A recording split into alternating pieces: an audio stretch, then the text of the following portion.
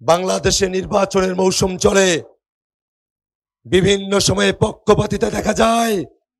এই নির্বাচনের সময়ও আমরা পক্ষপাতিতা খেয়াল করছি। প্রিজাইডিং অফিসার শুধু একটা দলের কনসার্নে দেয়ার চেষ্টা করা হচ্ছে। আওয়ামী লীগের সময়ে 14, 18, 24-এর ইলেকশনে যারা প্রিজাইডিং অফিসারের নামে ভোট চুরিতে কাজ করেছে তাদেরকেও প্রিজাইডিং অফিসার করার চেষ্টা করা হচ্ছে।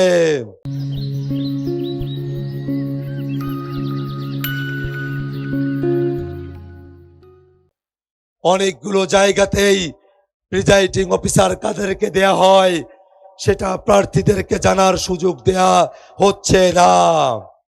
এমত অবস্থায় নির্বাচন কমিশন এবং বাংলাদেশ সরকারের কাছে, স্থানীয় প্রশাসনের কাছে আমাদের আহ্বান থাকবে, কোনো জায়গায় ফ্যাসিবাদের দোসর কোনো ব্যক্তিকে প্রিজাইডিং অফিসার নিয়োগ দেয়া যাবে না।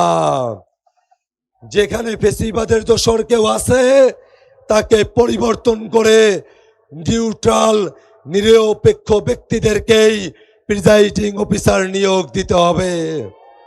ভাইরা আমার, আমরা নতুন এক বাংলাদেশের স্বপ্ন দেখি, যেই বাংলাদেশে চর অঞ্চলের যারা মানুষেরা আছেন তারা শান্তিতে সুন্দরভাবে তাদের জীবন জীবিকা নির্বাহ করতে পারবেন।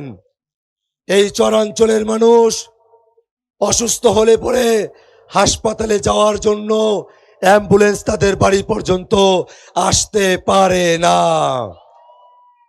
আমরা এই অবস্থার পরিবর্তন চাই। সংবিধানের মধ্যে বলা আছে অনগ্রসর গোষ্ঠীর জন্য বিশেষ ব্যবস্থা নেওয়া যেতে পারে।